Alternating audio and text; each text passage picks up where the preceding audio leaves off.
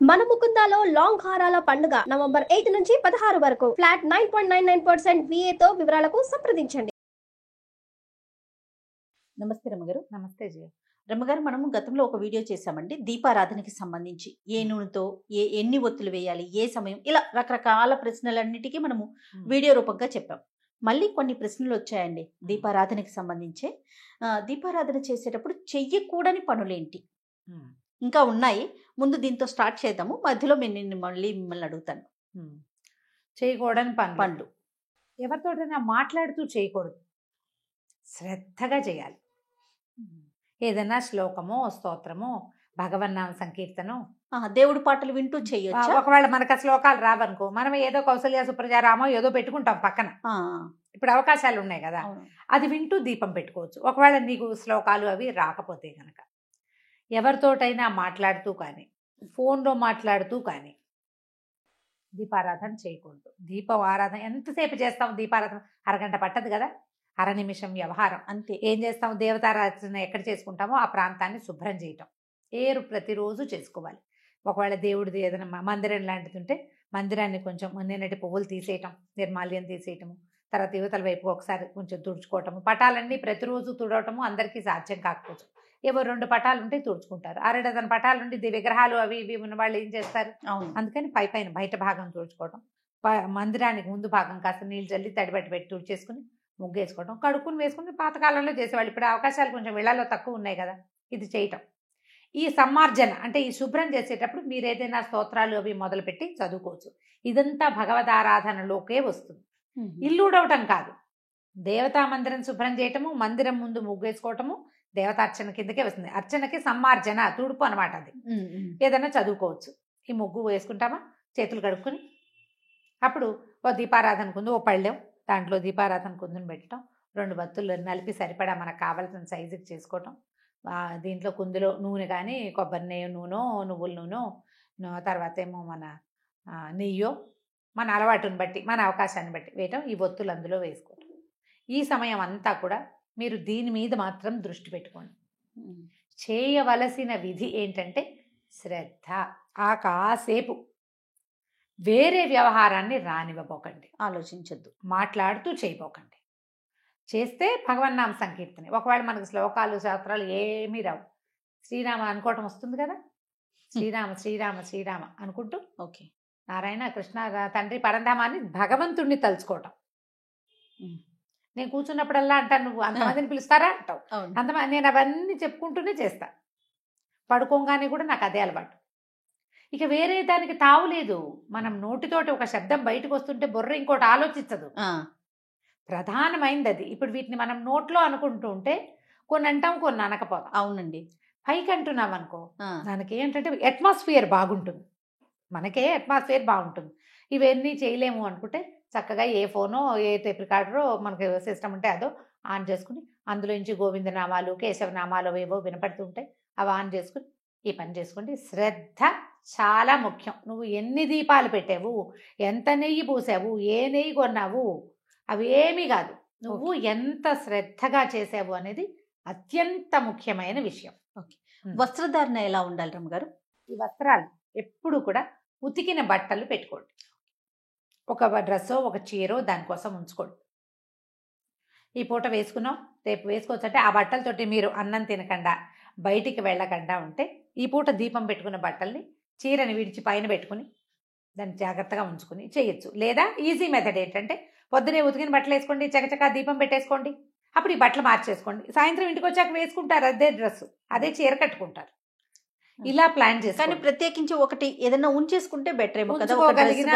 ఉంచుకోగలిగిన అది అక్కడే అదే దేవుడి గది దగ్గర ఎక్కడో పైన మళ్ళీ ముట్టుకోకుండా, మళ్ళీ అల్మార్లో అన్ని బట్టల్లో కలిపేసేసుకోకుండా ఇట్లా ఉంచుకుంటే బాగుంటుంది. పాతకాలపు మడి పద్ధతి, ఆర్థడాక్స్ విధానం అనమాట. ఇప్పుడు మేము దసరాలకు పట్టుకు మామూలు రోజుల్లో మడిగిడి నాకు కూడా ఏముండదు, మీలాగానే చేస్తాను నేను. దసరా 10 రోజులు, శరన్నవరాత్రి వసంత నవరాత్రులు 10 రోజులు, ఏదైనా ఒక నియమం పెట్టుకుంటే వరలక్ష్మి వ్రతం శ్రావణ మాసంలో నా మడిచీర ప్రత్యేకంగా ఉంటుంది. నేను ఆ మడిచీరే కట్టుకుంటాను. దాంతో మంచినీళ్ళు కూడా తాగను.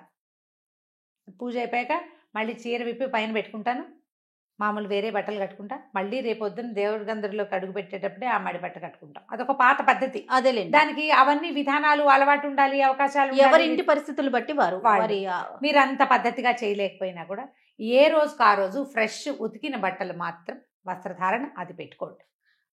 అండ్ ప్రాపర్గా అరకొర బట్టలతోటి దేవతార్చనకి కూర్చోకూడదు, తడి బట్టలతోటి కూర్చోకూడదు. తడి బట్టతోటి దీపారాధన అవి చేయకూడదు, మంచిది కాదు, అది అశుభం అంటారు. అవును. తడి తువ్వాలతో మగవాళ్ళు ఏం చేస్తారంటే, మగవాళ్ళ సంగతి చెప్పాలి. చాలా మంది తువ్వాలు కట్టుకొచ్చి స్నానం చేసి టవల్ కట్టుకొస్తారా, దేవుడి దగ్గర నిలబడి దండం పెట్టుకుని దీపారాధన. చాలా తప్పు, చేయకూడదు అట్లా. తడి బట్టలతో చేసే దీపారాధన ఎవరైనా మరణించినప్పుడు అశౌచంలో చేసే అది మాత్రం చేయబోకండి. ఫ్రెష్ లుంగియో ఏదైనా కట్టుకుని ఉపరి వస్త్రం ఒకటి వేసుకుని పైన అప్పుడు దీపం పెట్టించండి. మగవాళ్ళకి గనక ఇంట్లో దీపాలు పెట్టే అలవాటు ఉన్న వాళ్ళకి, దేవతార్చన చేసుకునే అలవాటు ఉన్న పెద్దవాళ్ళకి మనం చెప్పేది ఏం లేదమ్మా. అవునండి. అలా కాకుండా ఇది కేవలం ఒట్టిగా దీపారాధన చేసుకుని ఓం అని దేవుడికి దండం పెట్టుకునే వాళ్ళకి మాత్రమే ఇవి. ఆల్రెడీ మనకి ఇళ్లలో పద్ధతులుండి, మనకు అలవాటు ఉండి, మనం అదే వ్యవహారాలలో సంవత్సరాలు పండిపోయిన వాళ్ళకి మనం చెప్పేదే లేదు. ఇది లేటెస్ట్ పిల్లలకి. ఓకే. ఇంతకుముందు జీవితాల్లో ఈ వ్యవహారం లేదు, దీపం పెట్టుకుంటే బాగుంటుందని మనసుకు తోచి పెట్టుకునే వాళ్ళకి, ఇళ్లల్లో అలవాట్లు లేని వాళ్ళకి మాత్రమే సీరియస్లీ. వీళ్ళకి ఇంకా కాంప్లికేటెడ్ చేసి అలా చేయాలి కదా, ఇలా చేయాలి కదా అంటే అసలు దీపారాధన చేయటమే ఒక పెద్ద విషయం. ఇది కాంప్లికేషన్స్ ఎందుకు పెట్టుకోవాలి అందులో? అంతే, ఈజీగా చేసుకుంటే సరిపోతుంది. ఇలా శ్రద్ధ పెట్టి చేసుకుంటే సరిపోతుంది. మరి తలస్నానం చేస్తాం కదా రమ్మగారు, ఎట్లా? తడి జుట్టు ఆరాలా లేకపోతే ఎట్లా? అది ఎట్లా? తలస్నానం చేస్తే తలకి పిడ పెట్టుకుంటారు చాలా మంది, టవల్ చుట్టేసుకుంటాం. నెత్తి మీద టవల్ తోటి దీపం పెట్టకూడదు. తడి జుట్టుతో నీళ్లు కారిపోతూ ఉండకూడదు. జుట్టు ఆర్పేసుకోండి సగపడైన. ఆరిన జుట్టుని కొంచెం సంస్కరించి ముడి వేసుకుని దీపం పెట్టాలి. జుట్టు విరబోసుకుని దీపారాధన చేయకూడదు. జుట్టులో నుంచి నీళ్లు కారుతూ తడి తలతోటి దీపారాధన అశుభం, అది మంచిది కాదు. అది మరణానంతర వ్యవహారాలు అవి. మనం రోజువారీ దేవుడికి చేసుకునేటప్పుడు మీరు ఇలాంటిది చేయాలంటే అమ్మ సమయం పెట్టుకోవాలి. ఆగ మేఘాల మీద నీళ్లు పోసుకుని అలాగే నీళ్ళు ఓడుకుంటూ వచ్చి ఎలాగోలాగా దీపం పెట్టి అట్లా చెయ్యొద్దు. మీకు భగవంతుడి పట్ల శ్రద్ధ, ఈ పని పట్ల ఆసక్తి ఉంటే టైం మేనేజ్మెంట్ ప్రాక్టీస్ చేయండి. 10 నిమిషాలు తల గబగబా పెట్టుకుని తుడిచేసుకోవాలి తలని. ఇప్పుడు నేను ఎప్పుడు ఇలాగే కనపడతానా జయ? ఇలాగే ఉంటా కదా. నేను జుట్టు పైకి పెట్టకుండా దీపం పెట్టుకోను, నా జుట్టు మడత పెట్టి ఉంటుంది. అందుకనే కొసలు నిలకలు తిరిగిపోయి ఉంటాయి. ఎప్పుడు అంటావా నువ్వు?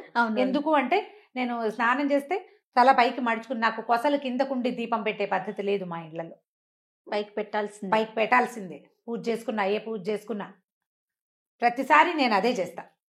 ప్రతిరోజు నిత్యం జుట్టు పైకే ఉంటుంది, పైకి పెట్టకుండా చేయరు. కొసలు మడవటం అనేది ఒక విధానం. కొసలు విడిచి దీపారాధన పూజా విధానము చేయదు. ఇలా మామూలు ఆలయాల్లో కూడా వెళ్ళకూడదు అంటారు. ఆలయాల్లో కూడా 99% వెళ్ళకుండానే ఉంటాను జయ. పర్వదినాల్లో వెళ్ళే ఆలయాలకైతే అలాగే చేస్తా. ఇప్పుడు దానికి సాధ్యపడలేదు అనుకో, జుట్టుకి అవకాశం లేదు, కుదరలేదు. ఇంకోటి ఏంటంటే ఇటీవల కాలంలో పెద్ద అయ్యాక బాగా వస్తుంది ఆ సమస్య, తలనొప్పి. ఆ క్లిప్ పెట్టుకుంటే పైకి పెట్టి ముడేసుకుంటే తలకాయ నొప్పి వచ్చేస్తుంది. అవునండి, అమ్మ కూడా అదే మాట అంటారు. అదేమిటో అలా ముడి పెడితే తలనొప్పి వచ్చేస్తుంది అన్నమాట. దేవాలయం సంగతి పక్కకు పెడితే మనం పెద్దగా అంతరాలయాల ప్రవేశాలు అవి చేయట్లా, బయట నుంచి దండం పెట్టుకుంటాం. మనం చేసే పూజా విధానం అప్పుడు ఇదొక పద్ధతి అలవర్చుకోండి. మీ ఆసక్తులు జుట్టు విరపోసుకోవద్దు, తడి జుట్టుతోటి ఉండద్దు. క్లిప్ పెట్టుకుని హెయిర్ అంతా కిందకి ఫాల్ అవుతూ మధ్య మధ్యలో చెయ్యి ఇట్లా వెనక్కి వెళ్ళిపోతూ ఉంటుంది. మనం దేవాలయాలకు వెళ్తామా, ఇవాళ రేపు అందరూ పెద్దవాళ్ళు 50 ఏళ్ల వాళ్ళ దగ్గర నుంచి చిట్టి పిల్లల వరకు జుట్లు ఇట్లా విరబోసుకుని వెళ్తారు దేవాలయాలు. వాళ్ళు ఎవరో వెళ్తారు కదండి వేరే స్టేట్లో అని అడుగుతారు. వాళ్ళ కర్మానుభవం వాళ్ళది, మంది కాదు. మనం వదిలేసేయాలి. మన విధి ఏంటంటే ఈ తల ముట్టుకున్న చేతితో తీర్థం తీసుకోకూడదు. మన జుట్టు గనక రాలి దేవాలయంలో పడితే ఎంత పాపమో. అది ఒక శక్తి క్షేత్రం కదా. విసర్జించవలసిన వస్తువులు ఏమిటి? గోళ్ళు, జుట్టు. అవి పూజనీయ స్థలాల్లో పడితే ఎట్లా? మన దేవుడి గదిలో రాలిపోతాయి కదా. అందుకే జుట్టు కొసలు ముడుచుకోవాలి.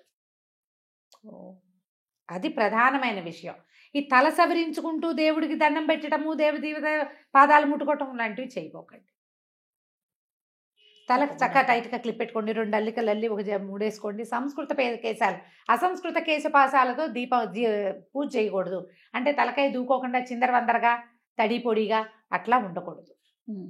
కాస్త ఒకసారి పైపైన కొంచెం అట్లా దువ్వి కొద్దిగా చిన్న క్లిప్ పెట్టుకోవటమో లేదా కాస్త 2 అల్లికలు కాస్త మడిచి పెట్టుకోవటమో చేసి దీపం పెట్టుకోండి. తర్వాత తీసేద్దాం, ఏముంది, అది ఎంతసేపు పడుతుంది. ఇది జ్ఞాపకం పెట్టుకోండి. అవకాశం ఉంటే చేయండి అమ్మా. ఇప్పుడు ఇందులో ఏంటంటే నేను 2 విషయాలు చెప్తా చేయండి. ఇవాళ రేపు ఎవరి ప్రయారిటీస్ వాళ్ళవి, ఎవరు ఎవరిని జడ్జి చేయకూడదు. ఈ 2 మన స్లోగన్స్. మన జీవితం ఇలాగే వెళ్తోంది. ఇప్పుడు పెద్దవాళ్ళు, మీ ఇంట్లో పెద్దవాళ్ళు ఉండి వాళ్ళకి ఈ విధానాలు ఉంటే చెయ్యండి, వాళ్ళని గౌరవించండి. వారిని గౌరవించకుండా వాళ్ళ మనోభావాలు, భగవత్ సంబంధమైన మనోభావాలు దెబ్బతింటూ మీరు ఏది చేసినా ఫలించదమ్మా.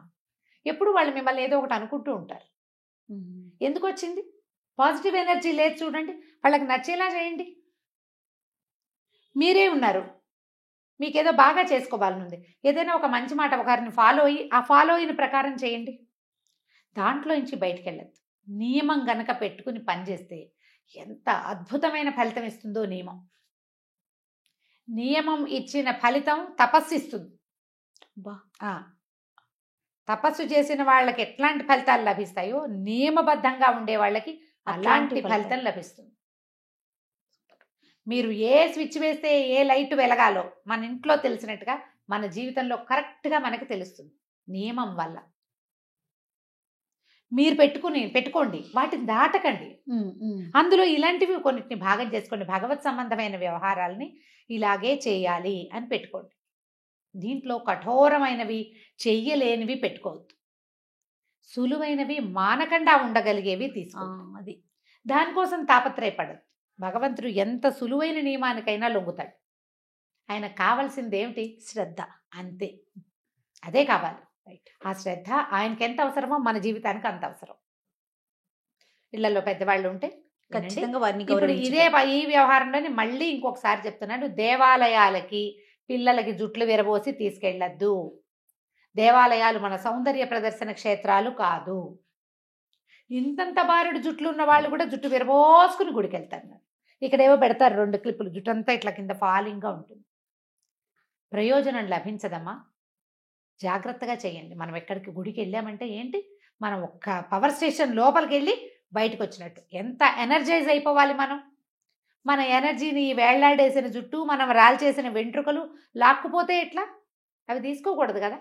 ఈ జాగ్రత్త వహించండి. దీపం పెట్టేటప్పుడు కూడా ఇదే విధానాన్ని పాటించండి.